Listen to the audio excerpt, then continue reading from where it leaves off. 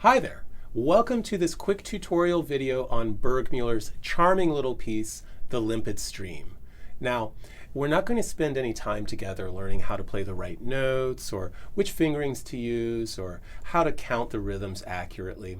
Rather, we're going to talk about how to avoid some of the common pitfalls that people encounter and also some mental and physical techniques that will help you navigate certain technical challenges that crop up. Now, if you haven't gotten it learned 100% solidly just yet, don't worry, it doesn't matter. Stick around and you'll pick up some ideas that you can begin to incorporate into your practicing. Let's get down to business. There are a couple of challenges in this piece right out of the gate. The first of which is the problem of voicing the melody. If you look carefully at each group of right-hand triplets, you'll notice that Burgmüller has written the first one as a quarter note, and then the second and third eighth notes are just regular eighth notes. So what he's telling us here is that he wants the first note of each group to be the melodic line. So how do we go about bringing that out really musically and really clearly? What we're going to aim for is sort of a depth of sound here. We want the melody to be much more prominent, while the second and third eighth notes are going to sort of recede into the background. It's a challenge. But if you think about a couple of ways of practicing it, it's something that you'll achieve in no time. So the first way that I would recommend practicing it is to just over-exaggerate those dynamic contrasts. So you're going to think when you're practicing that you're playing the melody really, really fortissimo, and then the second and third eighth notes really pianissimo. Now you're going to make sure that you are still staying really relaxed and listening to your tone production when you're playing the fortissimo notes. So you're trying to avoid any kind of forced sound or pounding. Just keep that thumb really, really loose and you won't have a problem. So here's what I'm going to aim for.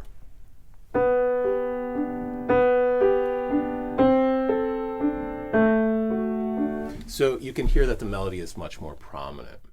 Now, something else that you can do when you're practicing to really develop this is thinking about practicing, again, the melodic line with a lot more sound, but then when you're practicing the eighth notes, thinking about them even staccato maybe, so that you're, again, developing this evenness here, but also a sense of lightness on this side of your hand, while this side is developing its real singable nature.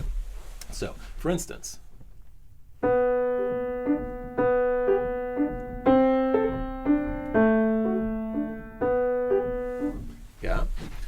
so listening out really carefully that all of those staccato eighth notes are as even and light as you can possibly play. Another challenge that Burgmüller throws at us almost immediately is that of the repeated notes and playing them absolutely evenly without any unintended accents or rhythmic discrepancies. So how do we approach that so that we can make our life a bit easier and be really satisfied with our repeated note results? I find that a lot of the success or failure in repeated note playing has to do with the position of my wrist. So obviously when you're playing, the general default hand position that we're aiming for, or wrist position rather, is that it should be a nice straight line from the top of the back of your hand to the top of your forearm. Yeah, so I'm going to try to avoid having any of that or any of this while I'm playing. The reason for that is that you want the full weight of your arm to be able to be used really efficiently and effectively. And if I have this dent here in my wrist, there are a whole host of things that are not great about this. Not least of which is that it's putting a lot of strain on your tendons here.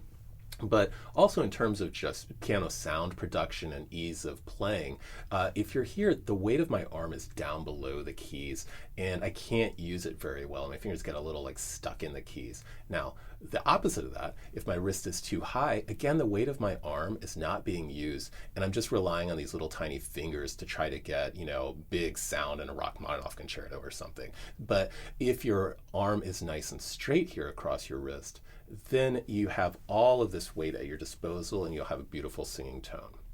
Now, the exception to that is that when you're playing repeated notes, if you adjust it upwards, 1 or 2 millimeters even, just a tiny, tiny, almost microscopic amount higher than you normally would have it, all of a sudden this becomes much easier to play. So you'll get a much nicer repetition with a lot less effort if you adjust your wrist just a tiny bit upwards. I find that this is also a helpful tip when you're working on a Baroque piece or a classical piece that has a lot of ornaments in it. Oftentimes I'll find that when students are struggling with, say, a turn or a mordant, it's often because their wrist has sunk too low and their fingers kind of get lodged in these keys, and it just doesn't become as articulate as you want it. So then in that case, if you bring it up just a tiny, tiny amount, then all of a sudden all those ornaments will sparkle with a lot more clarity. And I find that the same thing is true of repeated notes.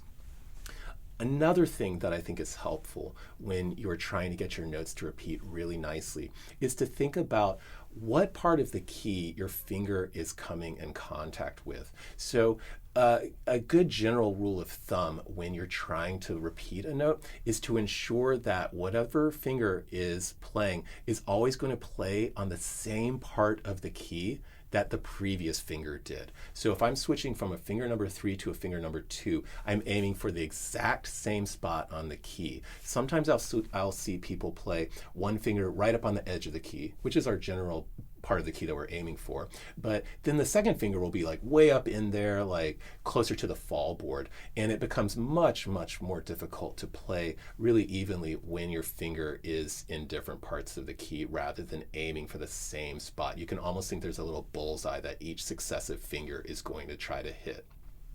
Now, another thing that you want to think about that will help you get these notes to repeat really nicely is the height of the key when you re-articulate it. So obviously you play the first note, it comes down. Then when the next note is ready to play, you want to ensure that the key travels all the way back up to its full height, where it would just normally be when the piano is just sitting there. And that is exactly where you want your next finger that's going to play the second note to be. So they meet right at the apex of the key, and then you can play it. Oftentimes when I find myself struggling with repeated notes, or I find a student having difficulties, it's because when they try to play the second or third or however many repeated notes you have in succession, they oftentimes will have the next finger to play trying to meet the key before it's completed its return journey to its full height. And then it becomes, again, much more difficult to sort of gauge the evenness. So really strive to let that key return all the way up to its full height before you play it. A pitfall that I commonly find students falling victim to has to do with the right hand rhythm at measure 9. Oftentimes what I'll hear is that students want to hold the second note all the way through the 8th rest here. So what I'll end up hearing is something like, we need that silence. Don't let that be you. The silence is really important here to sort of frame the inflection of the 2-note slur on the right hand. Now, obviously, once the pedal is incorporated into the piece, the silence won't be so apparent, but the inflection of the right hand will be much nicer, and that will still really shine through even when the pedal is creating the nice big sonority that we need in this place. Now, a word about the inflection of 2-note slurs. 2-note slurs are all over the place in music, and the convention in classical music, whether you're playing a classical piece, whether you're playing a Baroque piece, romantic piece, whatever, the convention is that, generally speaking, unless the composer has indicated otherwise with like a rest or something like that, the first note And a two-note slur should always be stronger than its following note, so we end up with a strong-weak kind of relationship.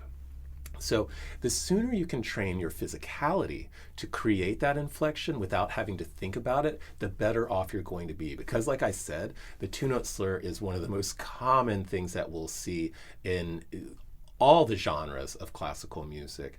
And the less you have to think about it when you're practicing, the sooner you'll get through learning your repertoire. Now, let's talk about the physical motion that you need for a two-note slur. Obviously, if you want to create the inflection of a strong-weak relationship, the best way to do so is using the weight of your arm. Now, if I want a heavier note, I'm going to drop the weight of my arm down. If I want a note to be a bit lighter, I'm going to raise that weight up out of the key. Yeah. Now, if you notice, my wrist is always at a straight line when the key is going to play. So if I'm dropping my wrist to bring the weight down into the key, I'm bringing it down, but then the note is always going to play when it's straight. So I'm like, yum is where it plays. Now, if I'm going to play a two-note slur, I'm going to drop the weight, play it. I'm going to continue past that straight line with my wrist, and then on the way up, I'm going to play the second note again when my wrist is straight and continue on. So that will give me that nice, strong, weak relationship. So I'm going to show you really exaggeratedly with the wrist. So if I'm going to play just this F sharp and A that we have at measure 9, I'm going to start with my wrist fairly high. Obviously, this is much more dramatic than you want to do. If you go see Pellini play at the Concertgebouw, you're not going to see him playing two-note slurs like this, but that's because he's worked on it in an exaggerated way and then refined it down to the minimum motion necessary. But when you're first getting these physical sensations down, it's really important and helpful to practice them over exaggeratedly, and then you can refine them down to, again, the minimum amount of motion that you need for a given gesture. So if I'm practicing really exaggeratedly, I'm going to start really high.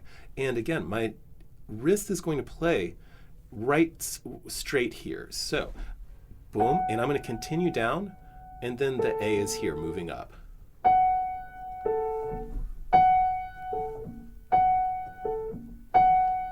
If you hear, there's a strong, weak, strong, weak. Now, obviously I'm making two motions. I'm dropping down and then coming back up. The challenge in making a two-note slur sound really nice is to make those two motions one motion. So I don't play down, stop, and then come back up. I'm not like that.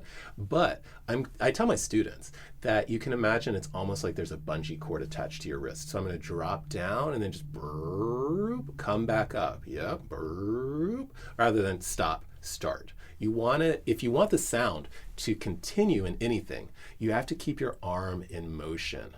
Yeah, whether you're playing a really super beautifully long singing cantabile line, you're going to keep that arm moving sideways. If you're going to play a really nice, beautiful two-note slur, you keep your arm moving vertically up and down. You can think about your arm motions on the piano as being sort of similar to a violinist's bow. If their bow stops moving, the sound stops. On piano, if your arm stops moving, the sound will still hold, but it won't have the same sort of inflections in the sense of sustaining rather than holding if your arm is not moving. So what's the difference between sustaining and holding? Sustaining implies a sense of direction, yeah, and continuity. Holding, it feels very static. It's just stuck. I'm just holding a note. Versus, yeah, it's continuing on. So again, the arm motion is what creates all of that. And this flexible wrist motion to create the two-note slur is something that it just takes time to develop. But again, the sooner you develop that, the better off you're going to be. So keep practicing really diligently on trying to get this motion really smooth. And again, the notes to play right when your wrist is straight, whether you're going down or whether you're going up. Something that's really important to bring out in this piece at measure 9 is that left-hand cantabile, beautiful melody. Yeah. So what do we want to do here? We want to make sure that the legato is as beautifully legato and smooth as it can possibly be, and that we have this nice cantabile singing sound with a lot of musical shape to it. Remember, when you're practicing, you always want to make sure that you're practicing with full shape and inflection, no matter if you're just practicing like like a technical difficulty or a singing beautiful melodic line, you want to treat them in the same way, full shape and full musical intent. Now, let's talk about how to create a beautiful legato on the piano. There are a few factors that go into it. Number one, what you want to make sure of is that you're developing a slight, tiny overlap from one note to the next. So you want to avoid having the notes just kind of butt up against each other, but you rather want just a little bit of an overlap in time and sound. So rather than playing, you hear that they're connected, but they don't have an overlap, which makes it have a slightly dry sound, which I don't think in this context is what we want. So rather, I'm going to play, and I'm going to show you very overly exaggeratedly. I'm going to play, so.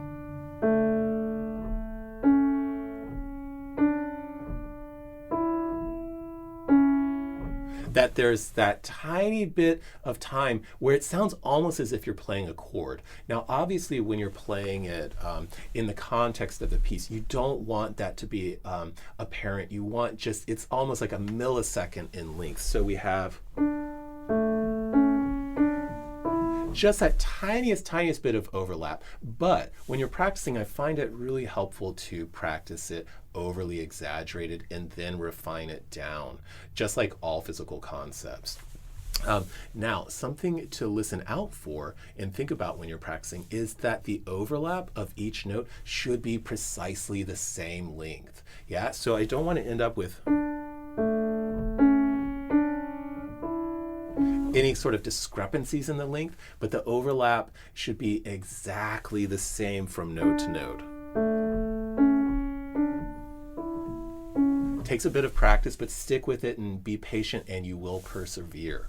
Now, something else to think about when you're trying to develop a beautiful legato has to do with the attack speed. What is attack speed? It's how quickly the key goes down. Yeah, and that is independent of tempo, right? Which is how fast or slow we play. So you can play a fast attack in a slow tempo, just as you could play a slow attack in a slow tempo. You can play a slow attack in a fast tempo. What the attack speed does is influence how articulate something sounds. So if I play this gesture and I play with fast attacks, it sounds a little too articulate for my taste. It's almost like each note has a tiny little accent on it. Now, if I play the same gesture in the same tempo, but with slower attacks, it will automatically have a much more singable nature to it. You hear that it has a bit more roundness and connectivity between the notes, which I think is really desirable in this place. So really experiment when you're practicing. When you're practicing your scales on a daily basis, you can experiment. Sometimes you can play them with fast attacks. Sometimes you can play them with slow attacks. So you're really developing that sense, that tactile sense of what it feels like to create different sounds.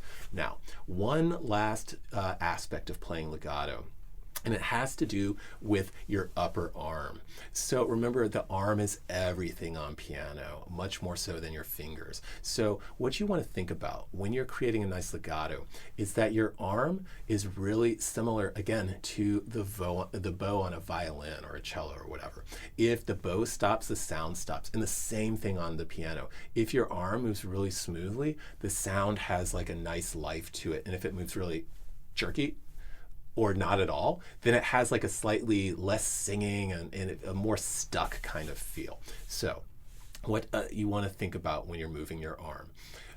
You want to ensure that the arm is always, and of course there are exceptions to the rule, but generally speaking, you want to aim so that the arm from the elbow is in a direct line to whatever finger is playing. So it's a straight line. I don't have any of this or any of that, but always a straight line. So if I'm playing finger number 2 on the first note here, I want to ensure that I have a straight line from my elbow to that 2 so that the arm weight is directly over the finger that's playing. Now, the next note that I'm going to play in this melody is an A with a finger number 5. So now what I have to think about is moving my arm over to the side so that it's in a direct line over finger number 5. when it plays. Now, the challenge is to keep that arm moving really smoothly and consistently so that I don't move it like this and then play.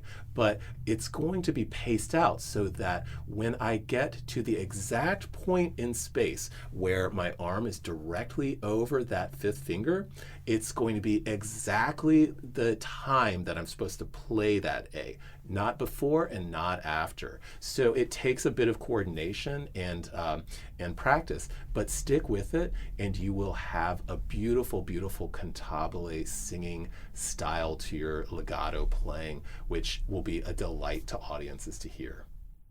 Well, thanks so much for watching, and I hope that you got some helpful ideas that you can incorporate into your practicing. Now, obviously it's not possible to talk about all the complex issues that go into a successful performance in a quick video like this, but if you're interested in some one-on-one coaching, I'd love to hear you. Just click on the description and you'll find a link to my website through which it's really easy to contact me directly. Thanks again for watching, and until next time, happy practicing.